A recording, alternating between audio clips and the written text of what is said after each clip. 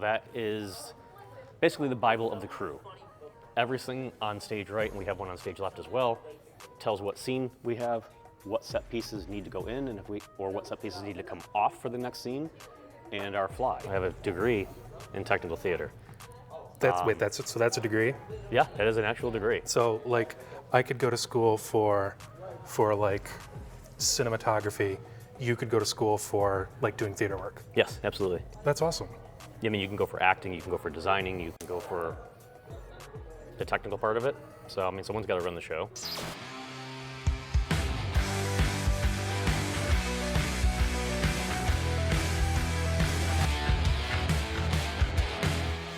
What's up, everybody? It's Tyler here, and join me today as we're going to take a look inside something that I do on the regular, something that is a real life, like what you can expect to do as a videographer owning your own video production company. And I work with one of the local school districts, and I record all of their musicals. That's one of the things that I do. So we're gonna go do just kind of like a behind the scenes little look at that and meet the technical director on the set, kind of get a little bit of what you could expect, what things that you could do in this industry. So I do this once or twice quarterly for the school district. And today we're taking a look at a play that they're doing called Midnight at Midday. It's a custom play that they've done for the solar eclipse that's going to be taking place here in Rochester. My bag, I've got a couple of cameras. We'll take a look at them later. I actually have only got one camera. I'm using the other one right now to film with. 2 tripods. Ignore this, we're not going to use this. Audio recorder. It's honestly a pretty basic setup. We don't really need too much, and that's one of the nice things about this particular job that you could do as a videographer is you don't need that level of advanced cameras. So this is something that you could get into as a beginner. So I'll take you along with me today and kind of explain the process and how this works and how you could do it too as a beginner videographer and well into your professional career as a videographer, owning your own production company, and how it just opens up connections for you, and it's super easy and super rewarding to do. So why do I say that this is a beginner-friendly part of the videographer industry? Well, it's not that complex, right? You just need one camera. I use 2, but it's really easy to get into because almost every school district has a performing arts program. And a lot of them, you know, the students want to be able to remember their performance, the play, the musical that they do. And a lot of the parents also want to be able to remember that. I was fortunate in that I knew the technical director personally, who we'll meet when we get there, and he saw a problem that I could help fix.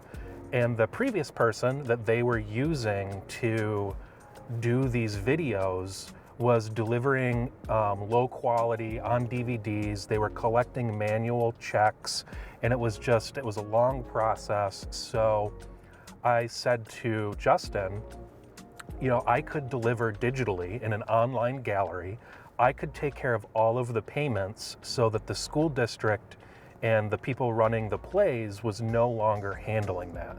And so I went in, I did one, and it went so smoothly that I've kind of taken over the entire process. So as a beginning videographer, this is one of those super easy things to get into. It's not glamorous. It's not, you know, it's not something that you're going to make a full-fledged career off of just doing a couple of these, but it's really great at getting your foot in the door. It's stable income. Once you build a relationship with a school district, you know about how many plays they're gonna do a year, and you can count on that income. It's funny, I just realized how dark it was in here and that I could have just opened my sunroof, my moonroof, whatever you wanna call it, and would have been letting in a little more light. But we're losing light, so I might have to take the ND filter off and crank the ISO. That's why I like shooting with a Sony a7S III.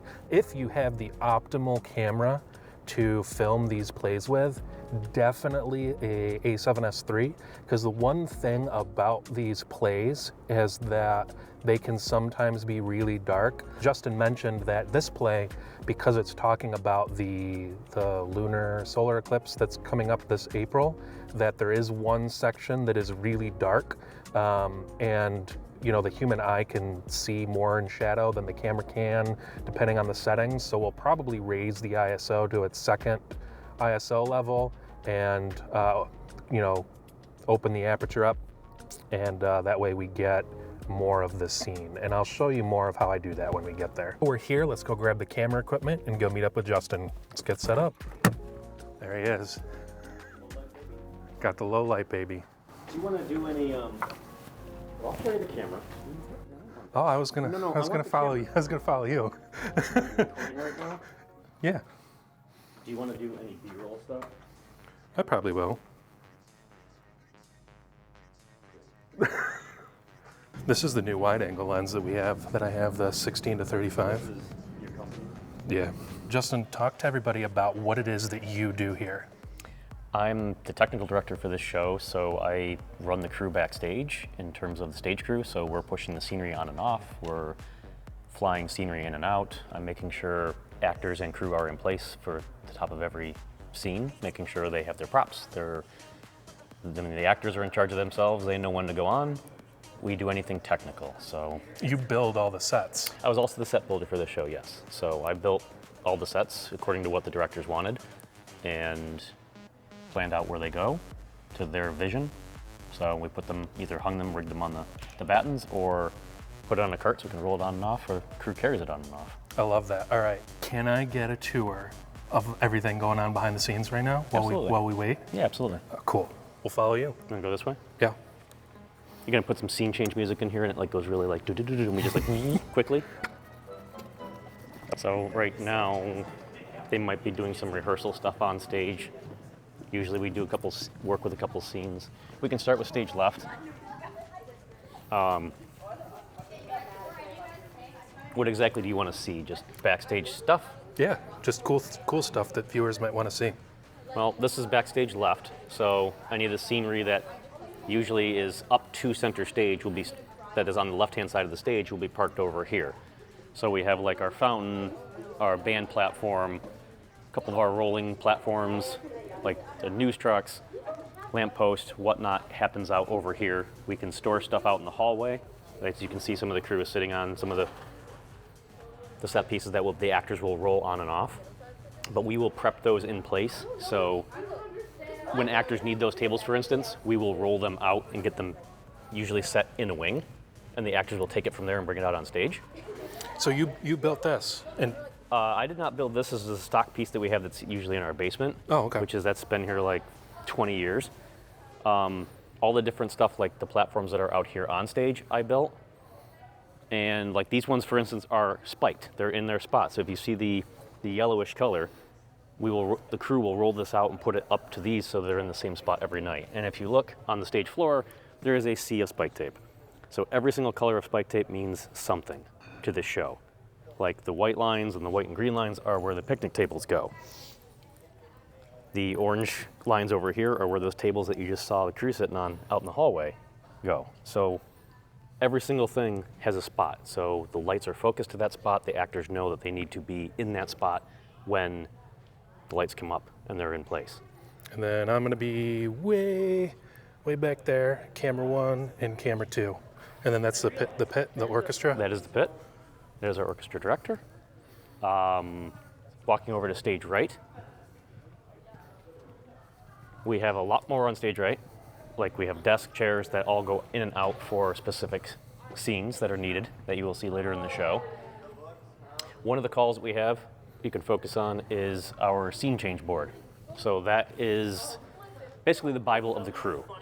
Everything on stage right, and we have one on stage left as well, tells what scene we have, what set pieces need to go in, and what set pieces need to come off for the next scene, and our fly. So the fly rail is over here, and that has like our stars or our buildings, and that rigging is all set, and the crew can bring it in and out according to what is needed for each scene. I mean, that's basically backstage of Now, how our did you get into this type of work? middle school, high school. I just kind of fell in love with it, liked helping out, building stuff, and took off from there. I actually went to school for it. I have a degree in technical theater. That's a degree? Yeah, that is an actual degree. So, like, I could go to school for like cinematography. You could go to school for like doing theater work. Yes, absolutely. That's awesome. I mean, you can go for acting, you can go for designing, you can go for the technical part of it. So, I mean, someone's got to run the show. You know, someone's got to rig all the lights, program all the stuff for the shows to get it ready, and that's something I enjoy doing. Unfortunately, it's not my big kid job. That's something else, but this is my passion, so this is what I like to do. Right now, it's 6 o'clock. In a half hour, we'll be opening the house. So in about 15 minutes, we'll do sound check. So out in the hallway here, we have all of our cast stationed for getting ready. They get their mics on, they will get their makeup on, their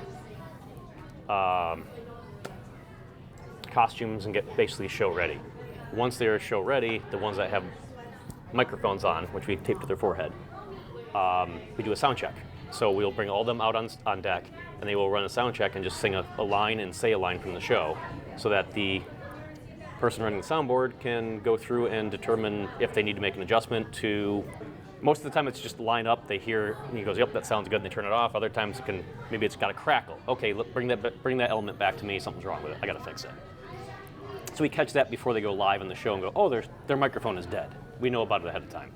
So in about 15 minutes, they will be going on and doing that. We have our wonderful prop tables out here, so everything's labeled on table as to what needs to be done. You know, the actors know to come and grab their own stuff. Everything's labeled as to what it should be. It's kind of a mess right now, but it will all get tidied up before the top of the show. We turn all the lights off out here, so we have little lights that we tape to the wall that illuminate just enough that the actors can see what they got to do without tripping and seeing what prop they need to grab. Oh, that's cool. Sneak peek of the crew, having a small crew meeting. Probably talking about movies and such.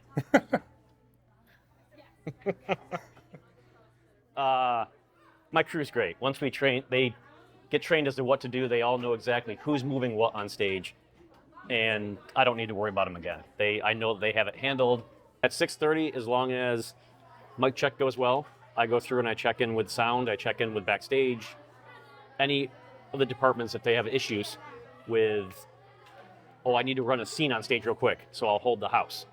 My crew will come up and they'll hand out programs. When we're done handing out, they'll figure out what they want to do. Yeah.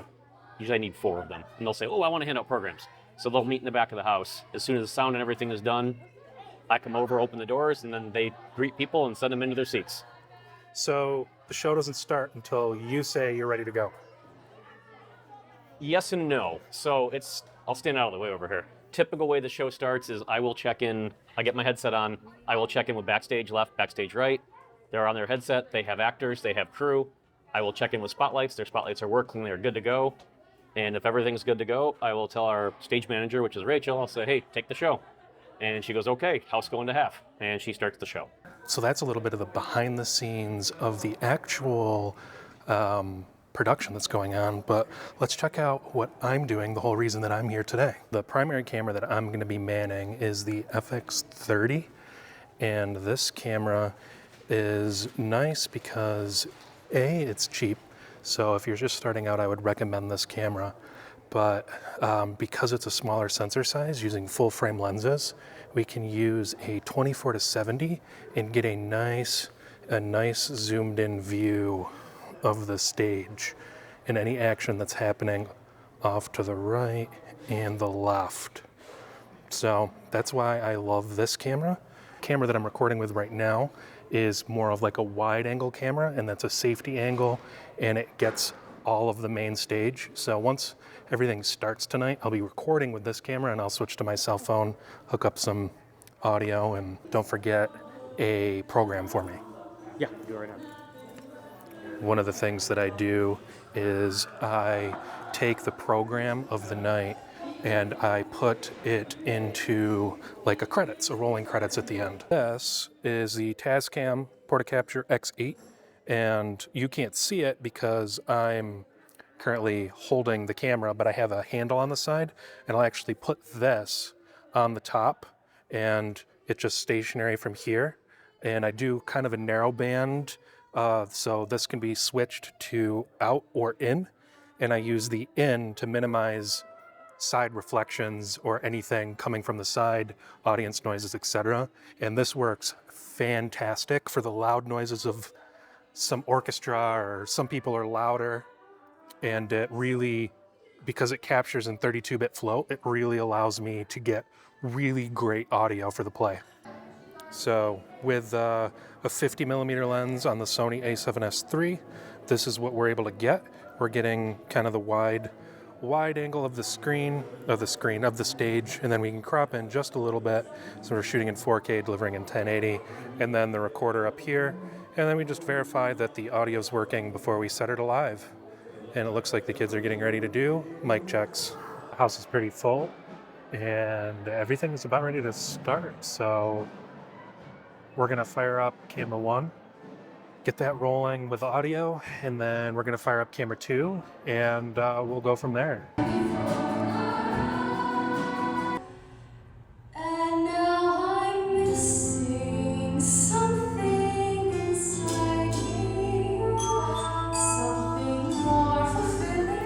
Successful show, Absolutely.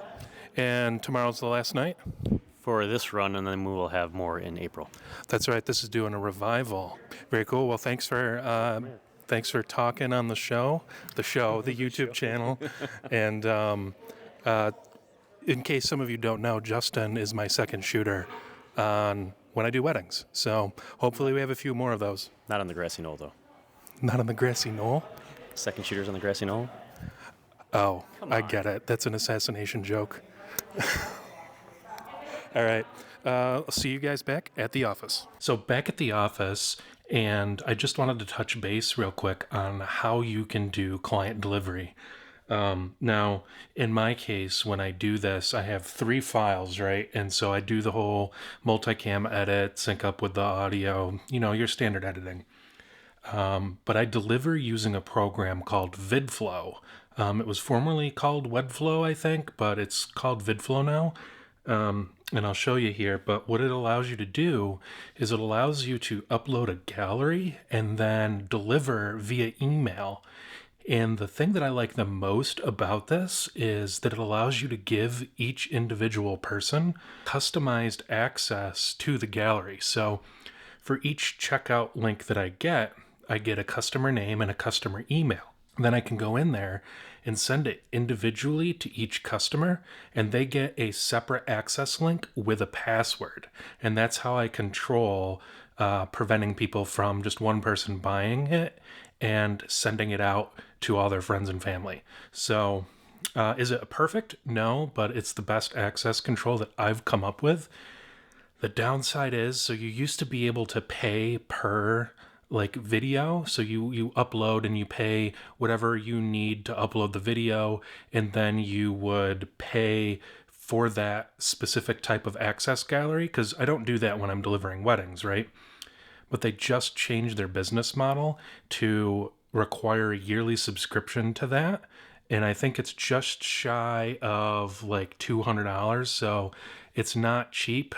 If anybody has an alternate to VidFlow where they can do access control viewing galleries, please let me know, because I hate the subscription model, but it's kind of what we're moving to from now until it seems like the future. Everything's a subscription model. That's this video, and I hope you found it interesting and helpful, and leave a comment below if you have any questions about how to do this specific part of videography.